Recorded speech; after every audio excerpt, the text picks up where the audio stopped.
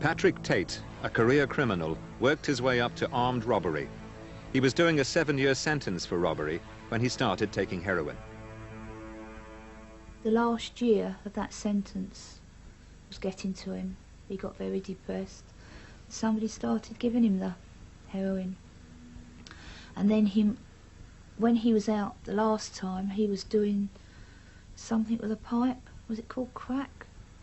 He was doing that, and I said to him, "You shouldn't do things like that, boy, you'll kill yourself." And he went, "No," he said, "I'm all right, I know what I'm doing." When Tate got out of prison, he decided to go into the drugs trade. He was a bodybuilder who was known to be violent, and he'd made the right connections in prison. Tate worked with an Essex businessman who supplied bouncers to nightclubs. His name was Tate and Tucker. Tate and Tucker was definitely a drug baron, definitely.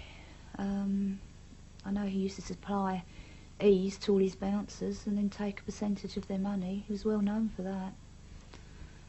He was a nasty person, and I suppose Pat, wanting to be a big I am as well, came out and they thought they were going to live the life of Riley, but it's very difficult to put Tucker on a scale of where he was in the drugs world. It's safe to say, however, that he was probably middle management, if I can use that phrase, and making his way towards the top of the tree to be a large-scale importer and distributor of drugs. well, they used to know when you know, thousands of pounds worth of drugs were being handed over, or when the money was being handed over, and then whoever had the gun held them up.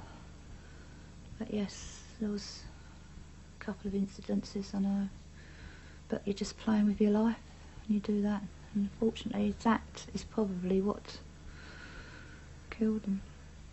They were found in this Range Rover. 3 dead men. No one knew who they were, what they were doing, or why they fell victim to cold-blooded murder. It was the most unlikely place for such callous crime, an isolated farm track deep in the Essex countryside. Patrick Tate, Tate Tucker, and another associate were shot through the head at close range. During the weeks before, they're thought to have carried out a series of hold-ups of drug dealers. I think this case certainly is a gangland killing, an execution, if you like.